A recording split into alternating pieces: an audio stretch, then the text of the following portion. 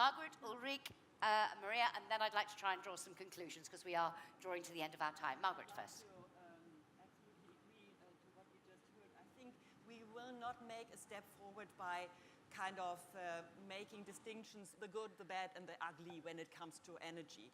We have to see we will not live just with one sort of energy.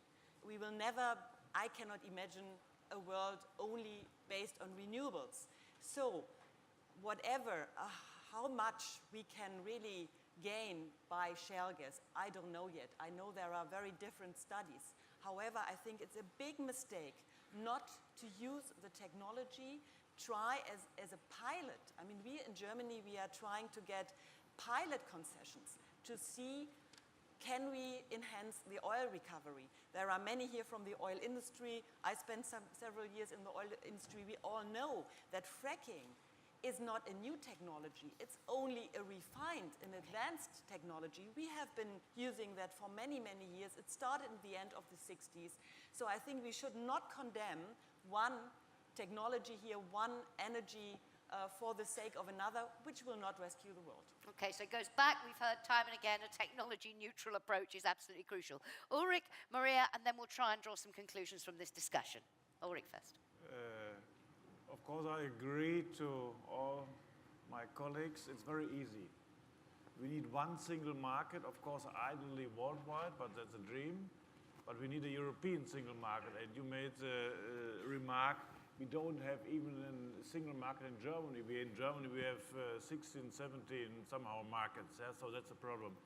We need one single market, we need one goal, we need one functioning ETS system, and the rest would decide the market. The market would find in every country the most efficient way of producing energy, shale gas, renewables, coal, gas, you know, that's the market. And the goal, of course, is to let the market decide and to let the market bring the renewables, make it most efficient. And that's the question. And we have very heavy discussions, especially in Germany, to reduce the cost of renewables, to rebuild, to remodel the whole system. And the secret is the market. The market always helped us in every entrepreneurial decision, and it will help also in this area, but the market have to be more market and less regulations, less governmental goals, and let's do this, the market will decide. And I'm very, very hopeful that's the right way. Thank you very much. Maria. I would like to mention three things. One is about the refineries. I think many people do not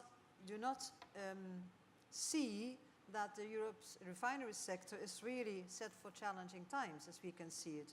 The result is as a result of falling oil demand, there is declining local crude production, and there's disappearing export markets for gasoline. So what we expect between now and 2035, that Europe will see 4.5 million barrels a day of refinery capacity at risk of closure. That hasn't been mentioned yet, so let's not forget about that. And another problem is that in Europe there is the imbalance for refined products, with diesel making up, moreover, for more than 30%, 40% of oil product demand. My second remark is about energy efficiency. Do not underestimate energy efficiency. It goes well beyond the industries represented here at the panel. And my third remark is about the effective energy and carbon market. Energy, including gas.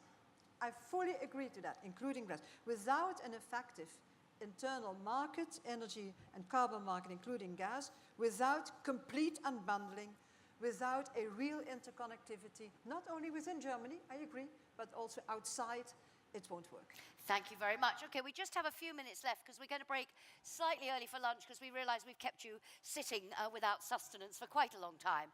So we do want to provide some fuel for this afternoon's discussion soon. But before we do that, if I could, and you know what's coming because I did it to the last panel, but Theo, if I could start with you and come down the line. If you had to identify one priority to ensure that in future Europe does have a competitive energy policy that really does contribute to the industrial renaissance everyone's been saying we need and we can achieve, what would your priority be? It can be for industry, it can be for policymakers, or it can be one for each, as long as you do it in a minute.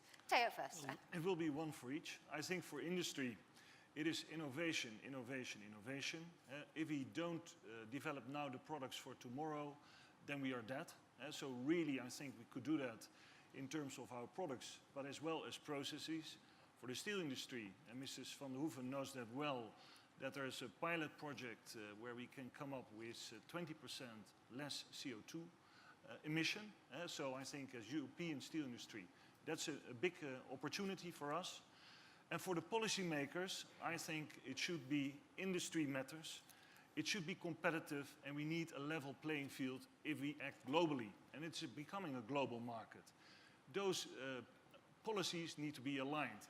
If we go for an industry policy, then the climate policy and also the energy policy should follow that. That should be not a contradiction on it. And I've seen too much that has been the case. Thank you. Joined up thinking. Margaret. Well, certainly we have to work on efficiency. What we do, I think we may not forget, and we have talked a lot about the US, we may not forget what is happening in Asia. We know China is building more and more now on coal, chemistry, coal gasification, and so on. So what we heard from the commissioner is, I think, really dramatic numbers that not too long, only 4% will really come from us and what comes from the rest of us. My wish for the EU would certainly be really realize that the energy-intensive sectors have to have their free allocation in the framework of the ETS as we had it in the past, also for 2022-20. Thank you very much. Fulvio. First of all, a few simple suggestions to policymakers, especially here in Europe. It's so difficult to speak about a single market that just think about it this way. Today, we still don't count the electricity consumption in the same way in any single countries. We still haven't made, after 50 years, one single method of calculating what is the kilowatt hours we are using, what are the numbers of barrels of oil we're using. Therefore, policymakers are taking the wrong decisions on the wrong information. So number one priority, make it simple, make it unique, make it standard, like we do in accounting, like we do in finance. We should do it the same.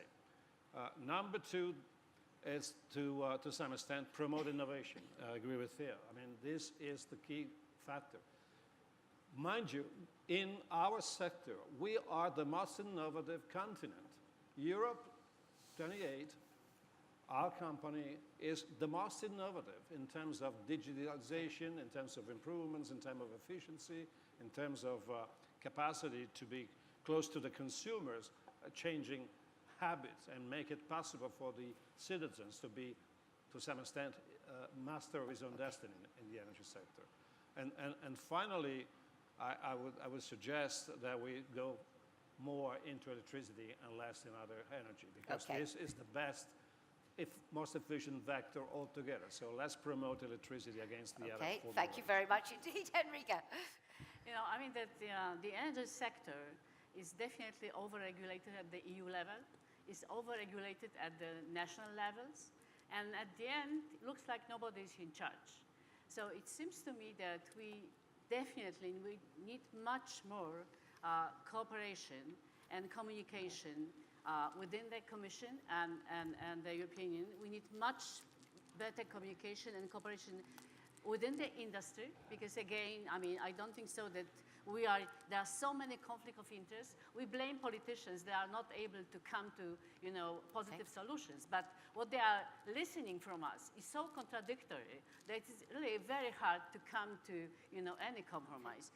And then we need to talk to other stakeholders, because again, it seems to me that this, fact that energy policy is right now designed by the climate policy, and we are not having good communication with the environmental groups, with the NGOs, with the consumers. I mean, it's making the energy policy at the end of the day very isolated, from the economic policy. So joined up thinking in industry and among policymakers. Ulrich.